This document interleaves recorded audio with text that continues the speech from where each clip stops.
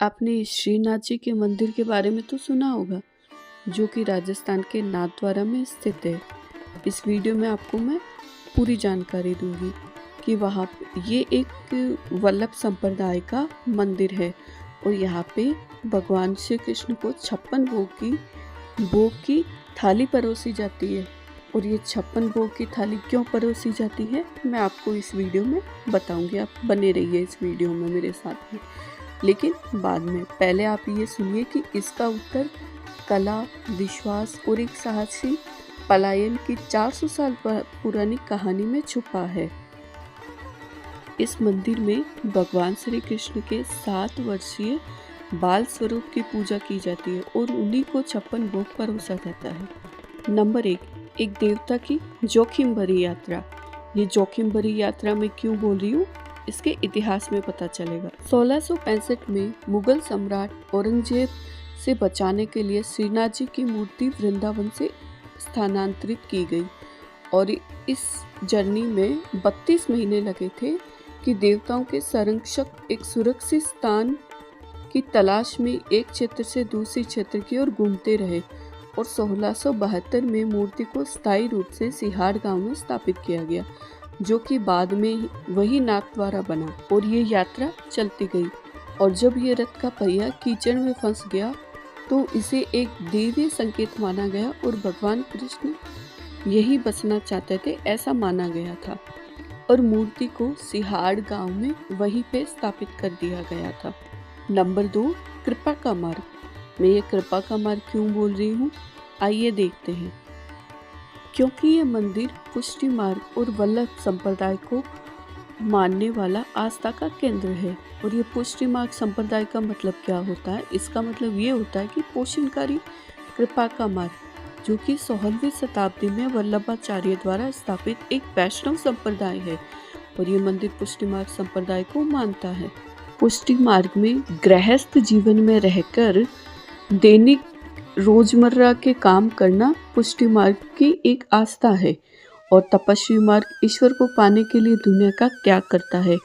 और इसमें बताया गया है कि पुष्टि मार्ग संप्रदाय के लोग गृहस्थ जीवन को मानते हैं, गृहस्थ जीवन के साथ में भक्ति को अपनाते हैं और अपने रोजमर्रा के दैनिक कार्य पूर्ण करते हैं। और इसी मंदिर से संबंधित एक आता है सेवा का कॉन्सेप्ट। अब ये सेवा का कॉन्सेप्ट क्या है, सेवा मतलब निस्वार्थ सेवा।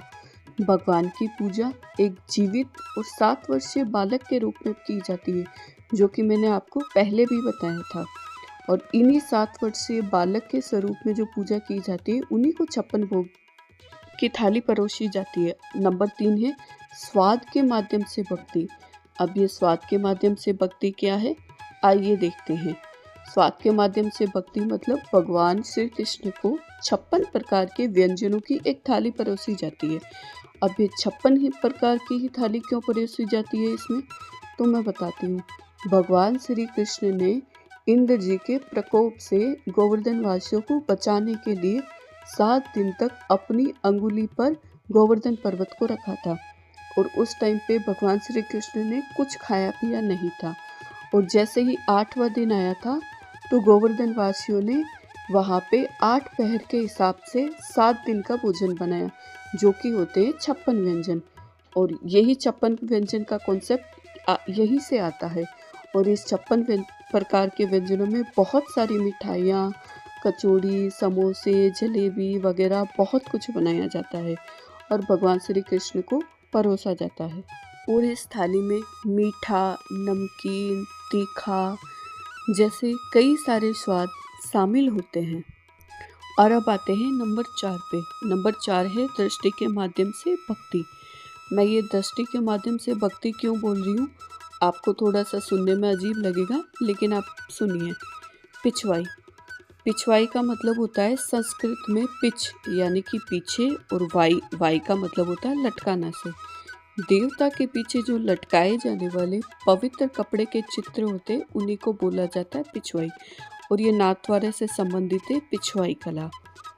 और पिछवाई कला कैसे पढ़ी जाती है, ये सुनिए आप। केंद्र में भगवान श्री कृष्ण की मूर्ति होती है और वो गोवर्धन पर्वत को धारण किए हुए होती है और उनके चारों तरफ होती है गायें जो कि पवित्रता, भक्ति, प्रकृति और कृष्ण से संबंध का प्रतिनिधित्व करती है। और कमल का फूल जो कि आध्यात्मिक जागृति, पवित्रता और पारगमन का प्रतीक होती है। और आइए हम जानते हैं 5 नंबर पे। 5 नंबर है एक जीवंत परंपरा।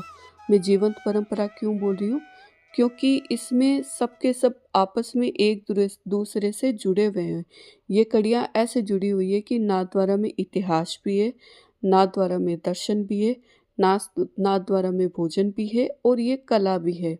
और इन सबको मिला के एक समग्र और गहन आध्यात्मिक अनुभव बनाने के लिए ये सब एक साथ आते हैं।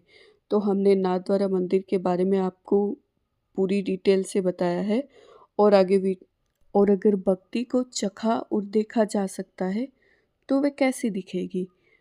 ये सफ़र आपके साथ में आगे भी चलेगा। चैनल को सब्सक्राइब करें और बेल आइकन को दबाएं। वीडियो पूरा देखने के लिए धन्यवाद।